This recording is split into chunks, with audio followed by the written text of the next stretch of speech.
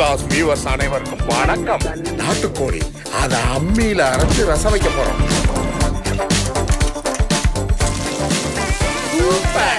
ஒரு நிமிஷம் இருமா. என்ன இன்னும் வீடியோ ரெக்கார்ட் பண்ணலாம். மூதேவி ஒன்னும் ஒழுங்கா பண்ணாத.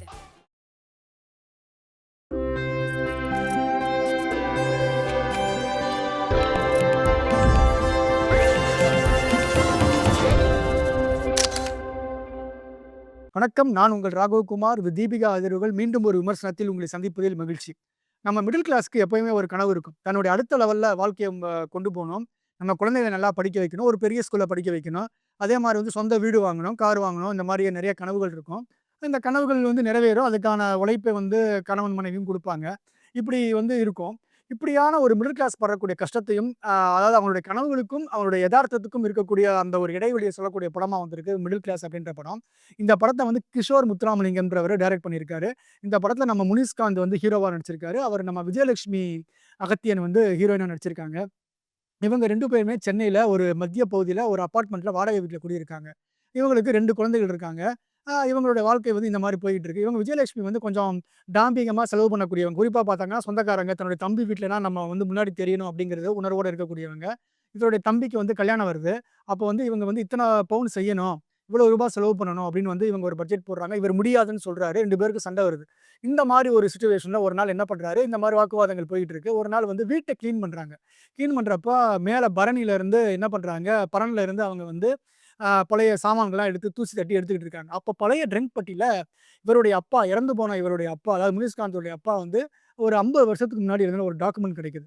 அந்த டாக்குமெண்ட்டில் என்ன சொல்லப்பட்டிருக்கு அப்படின்னா, சிந்தாதிரிப்பேட்டையில் அவங்க அப்பாவுக்கு சொந்தமாக ஒரு எலக்ட்ரானிக் ஷாப் இருக்கு. அந்த காலத்தில் இந்த ரேடியோ, டிவிலாம் ரிப்பேர் பண்ணிட்டு இருந்திருக்காரு. அவருக்கு சொந்தமாக ஒரு ஷாப் இருக்குது.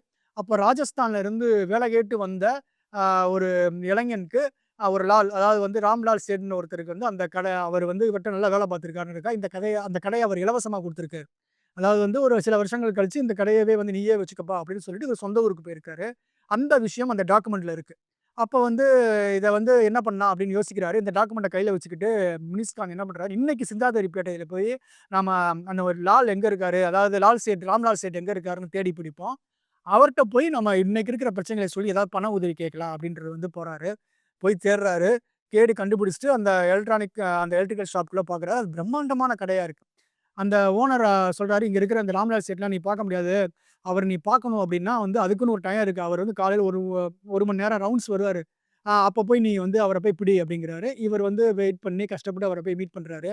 பார்த்த உடனே அவர் என்ன கேட்குறாரு, நீ யாருப்பா என்ன அப்படின்னு கேட்குறாரு. உடனே அந்த பழைய டாக்குமெண்ட்டை இவர் காட்டுறாரு. பார்த்துட்டு நீ நம்ம பழைய முதலாளி பையனா அப்படின்னு சொல்லிட்டு என்ன பண்ணுறாரு, 1 கோடி ரூபாய்க்கு செக் எழுதுறாரு. செக் எழுதும்போது ஒரு சின்ன மிஸ்டேக் பண்ணுறாங்க. என்ன பண்ணுறாங்க அப்படின்னா, பேர் எழுத அவர் மறந்துடுறாரு. அவர் என்ன சொல்கிறாரு, உன் பேர் என் வாய்க்கு வரல. இவரோட பேர் காரல் மார்க்ஸ், முனிஸ்காந்தோட பேர். இவர் காரல் மார்க்ஸ்ன்ற பேர்லாம் என் வாயில் வரல, நீயும் உன் பேர் எழுதிக்கோ அப்படின்ட்டு போயிடுறாரு. போனவர் என்ன பண்ணுறாரு, நல்லபடியாக அந்த பேர் அப்படின்றாரு. அந்த செக்கில் 1 கோடி ரூபாய்க்கான காசோலையாக எழுதிட்டாரு. இவங்க கிளம்பி போகிறாரு. சரி அப்படின்ட்டு இவர் இந்த காசோலையை பேங்க்கில் போட்டு பணமாக மாற்றலான்னு அப்படி போகிறாரு. போகிற வழியில் இவர் நண்பர் ஒருத்தருக்கு கூட ஒர்க் பண்ணுற கொலிக்கு ஒரு ஆக்சிடென்ட் நடக்குது. அந்த ஆக்சிடென்ட்டுக்காக இவர் ஹாஸ்பிட்டலில் போய் சேர்க்குறாரு. சேர்த்துட்டு எல்லாம் முடிச்சுட்டு சரி மறுநாள் காலையில் போய் செக்கை போடலாம் அப்படின்னு செக்கை திறந்து பார்க்குறாரு. பேங்க்குக்கு போய் பார்க்குறாரு, செக்கு பேக்கில் இல்லை. தேடுன்னு தேடுறாரு. பல இடங்களுக்கு தேடுறாரு, பல இடத்துக்கு போகிறாரு. அப்புறம் ராதாரவி டிடெக்டிவ் இருக்கார். டிடெக்டிவ்கிட்ட போய் கேட்குறாரு. அங்கே கேட்டு பார்க்குறாரு. அங்கேயும் அந்த செக்கு அவருக்கு கிடைக்கல. அதுக்கப்புறம் என்னடா பண்ணுறது அப்படின்னு தெரியாமல் அவர் ரொம்ப வெக்ஸ் ஆகுறாரு. அந்த செக்கு கிடைச்சதா இல்லையா அப்படிங்கிறது தான் இந்த படத்தினுடைய. 1 லட்ச ரூபாவே எனக்கு தேவைப்படுது. இன்னும் 3 நாள்ல 1 கோடி ரூபாய். 1 கோடி சும்மா விளையாடாத. டேய், கோடீஸ்வரன் ஆயிட்டன்ல. நம்மெல்லாம் கோடீஸ்வரங்கடி.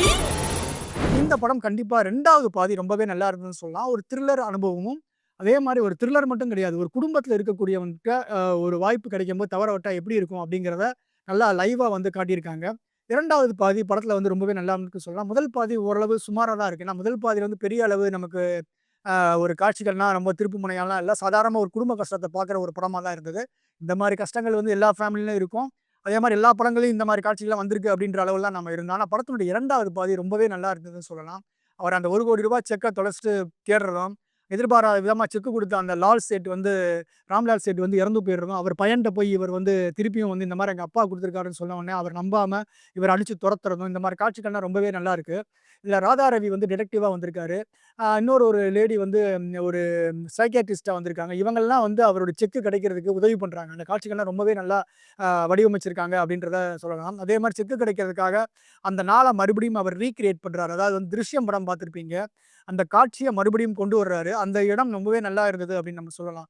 அந்த காட்சிகள்லாம் நல்லாவே சிறப்பாகவே பண்ணியிருக்காரு. இந்த இந்த படம் ஓரளவுக்கு நம்ம வந்து பெரிய எதிர்பார்ப்புகள் இல்லாமல் போனோம்னா கண்டிப்பாக இந்த படம் வந்து கொஞ்சம் ஒரு நல்ல படமாக தான் இது வந்து சொல்லலாம். இன்னைக்கு இருக்கிற ஒரு கஷ்டத்தையும் நம்மளுடைய சங்கடத்தையும் நம்மளுடைய ஒரு வடிகாலாக இந்த படம் வந்து வந்திருக்கு அப்படிங்கிறத நம்ம வந்து சொல்லலாம். விஷத்தை கொடுத்து கொன்று அப்படி 2000 கமாண்ட். மனுஷனோட மனசு எப்படி மாறிடுச்சு பாரு. இல்லைலாம் யார் அப்படி இருக்கிறதா தெரியும். இவர் முனிஷ்காந்த் ரொம்பவே நல்லா நடிச்சிருக்காருன்னு சொல்லலாம். கொஞ்சம் காமெடி இயல்பாகவே அவருக்கு வருது. அதை தாண்டி அவர் வந்து பெர்ஃபார்ம் பண்ண ட்ரை பண்ணியிருக்காரு. ஆரம்பத்தில் பார்க்கும்போது முனிஷ்காந்த் விஜயலட்சுமி ஜோடி நமக்கு பிடிக்கல. ஏன்னா இவங்க 2 பேரும் பேர் வந்து இல்லவே இல்லையே, இவர் ஓவர் குண்டா இருக்காரு, அவங்க ஸ்லிம்மா இருக்காங்களே அப்படின்னு நம்ம பார்க்குறோம்.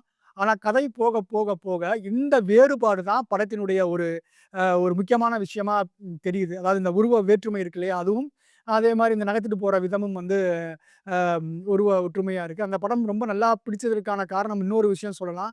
ஒரு குடும்பத்தில் இருக்கக்கூடிய பெண்கள், ஒரு மிடில் கிளாஸ் இருக்கக்கூடிய பெண்கள் பேசக்கூடிய வசனங்கள் எப்படி இருக்கும் அப்படிங்கிறத அந்த டயலாக் வந்து சொல்லியிருக்காரு அந்த படத்தில். அது விஜயலட்சுமி சொல்லக்கூடிய டயலாக்லாம் ரொம்பவே நல்லா இருக்குது. அதாவது அவங்க சொல்கிறாங்க, என் அக்கா வந்து என்னைய விட சுமாராக இருப்பா அழகில், இன்னைக்கு வந்து அவள் பெரிய இடத்துல வந்து வாக்கப்பட்டிருக்கா, அவள் நல்லா இருக்கா, நான் இப்படி இருக்கேன் அப்படின்னு சொல்கிறாங்க. இதெல்லாம் நம்ம நிறைய குடும்பங்களை நம்ம கேட்டிருக்கலாம். பெண்கள் உங்களை நான் கல்யாணம் பண்ணி நான் என்னத்தை கண்டேன் அப்படின்னு சொல்லுவாங்க. இதெல்லாம் பார்த்தீங்கன்னா நம்ம வந்து நிறைய குடும்ப வாழ்க்கையில் நிறைய பேர் வந்து இதை ஃபேஸ் பண்ணியிருப்பாங்க. இந்த உடைய வசனங்கள்லாம் படத்துக்கு கூடுதல் ஒரு பலமாக தான் சொல்லணும். 2ஆம் பகுதி படத்தில் வந்து நல்லா த்ரில்லிங்காக ஒரு நல்லா பரபரப்பாக அந்த படம் போகுது. இறுதி காட்சியும் படத்தில் நல்லா இருக்குது அப்படின்னு சொல்லலாம். இந்த படம் பெரிய எதிர்பார்ப்புகள் எதுவும் இல்லாமல் இந்த படம் வந்து வந்திருக்கு. இருந்தாலும் இந்த குடும்பத்தோடு இந்த படத்தை போய் பாருங்கள். கண்டிப்பாக இந்த மிடில் கிளாஸ் உங்களுக்கு பிடிக்கும். நன்றி, வணக்கம். மீண்டும் அடுத்த ஒரு விமர்சனத்தில் உங்களை சந்திப்பதில் உங்களிடம் விடைபெறுகிறேன். ராகவ் குமார், தீபிகா அதிர்வுகளுக்காக.